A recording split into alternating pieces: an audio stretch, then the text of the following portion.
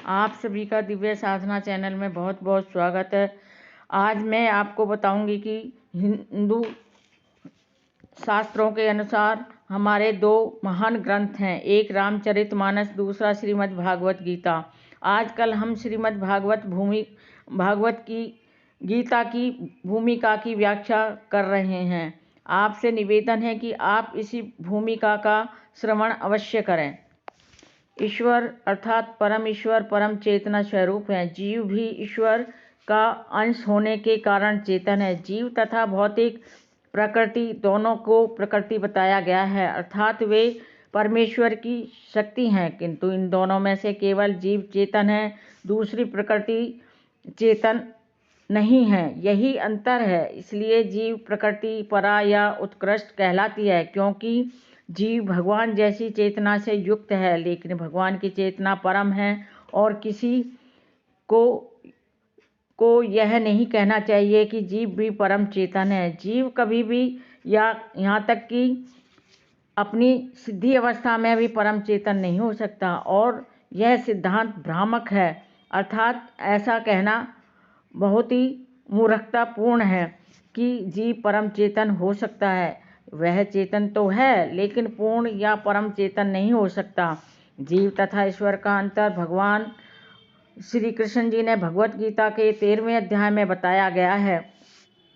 ईश्वर क्षेत्रज्ञ या चेतन है, जैसा कि जीव भी है, लेकिन जीव केवल अपने शरीर के प्रति ही सचेत रहता है, जबकि भगवान समस्त शरीरों के प्रति सचेत रहते हैं। चूँकि वे प्रत्येक जीव के हृदय में वास करने वाले हैं, अतएव वे जीव विशेष की मानसिक गतिशीलता से भी परिचित रहते हैं। हमें यह नहीं भूलना चाहिए कि यह भी बताया गया है कि परमात्मा प्रत्येक जीव के हृदय में ईश्वर या नियंता के रूप में वास कर रहे हैं, और जैसा जीव चाहता है वैसा करने के लिए जीव को निर्देशित करते रहते हैं। जीव भूल जाता है कि उसे क्या करना है। पहले तो वह किसी एक विधि से कर्म करने का संकल्प करता है, लेकिन फिर वह अपने ही कर्म के पाप पुण्य में फंस जाता है। वह एक शरीर को त्याग कर दूसरा शरीर ग्रहण करता है। जिस प्रकार हम वस्त्र उतारते तथा पहनते रहते हैं, चूँकि इस प्रकार आत्मा देहांतरण कर जाता है, अर्थात वह शरीर का त्याग कर देता है, अतः उसे अपने पूर्व जन्मों के कर्मों का फल भोगना पड़ता है। ये कार्यकलाप तभी बदल सकते हैं जब जीव सतोगुण में स्थित हो और यह समझे कि वह उसे कौन से कर्म करने चाहिए और कौन से कर्म नहीं करने चाहिए। यदि वह ऐसा करता है तो उसे विगत पूर्व जन्मों के कर्मों के सारे फल बदल जाते हैं। फलस्वरूप कर्म शाश्वत नहीं है। इसलिए हमने यह कहा है कि 5 तत्वों ईश्वर, जीव, प्रकृति, काल, कर्म में से 4 शाश्वत हैं, कर्म शाश्वत नहीं है। परम चेतन ईश्वर जीव से इस मामले में समान है। भगवान तथा जीव दोनों की चेतनाएं दिव्य हैं। यह चेतना पदार्थ के संयोग से उत्पन्न नहीं होती, ऐसा सोचना भ्रांति पूर्ण है। भगवत गीता इस सिद्धांत को स्वीकार नहीं करती। चेतना भौतिक संयोग की किन्हीं परिस्थितियों से उत्पन्न होती है। यह चेतना भौतिक परिस्थितियों के आवरण के कारण विकृत रूप से प्रतिबिंबित हो सकती है। जिस प्रकार रंगीन कांच में परावर्तित प्रकाश उसी रंग का प्रतीत होता है, किंतु भगवान की चेतना भौतिकता से प्रभावित कभी नहीं होती। भगवान कहते हैं, मयाध्याक्षणे प्रकृति।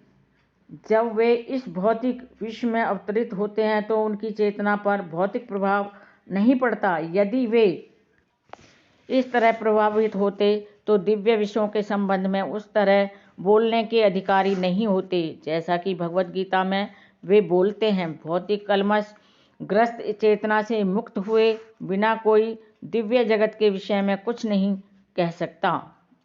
अतः भगवान भौतिक दृष्टि से कलुषित नहीं है, अर्थात वे दूषित नहीं हैं। वे तो परम हैं, दिव्य हैं, अलौकिक हैं। भगवत गीता तो हमें शिक्षा देती है कि हमें इस कलुषित चेतना को शुद्ध करना है, अर्थात हमें जो हमारी चेतना दूषित हो गई है उसे शुद्ध करना चाहिए। शुद्ध चेतना होने पर ही हमारे सारे कर्म ईश्वर की इच्छा अनुसार होते हैं और इससे हम सुखी हो सकेंगे, अर्थात हमें सुख की अनुभूति होगी। परंतु इसका अर्थ यह नहीं होता कि हमें अपने सारे कार्य बंद कर देने चाहिए, अपितु हमें अपने कर्मों को शुद्ध करना चाहिए। ये नहीं है कि हम अपने कर्म ही करना बंद कर दें, और शुद्ध कर्म ही भक्ति कहलाते हैं। जो भक्त निष्काम पवित्र होकर कर्म करते हैं, यही कर्म भक्ति कहलाती है।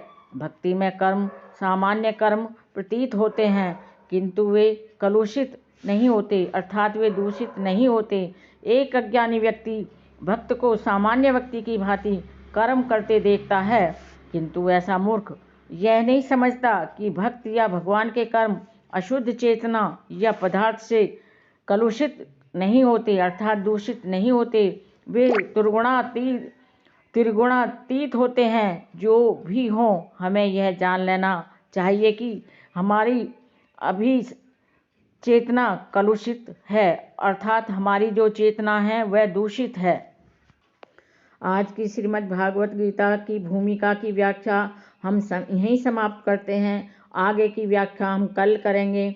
भक्तों, मेरी वीडियो में अंत तक बने रहने के लिए आप सभी का कोटि कोटि धन्यवाद। नमस्कार दोस्तों। कमेंट बॉक्स में जय श्री कृष्णा अवश्य लिखें। शुक्रिया।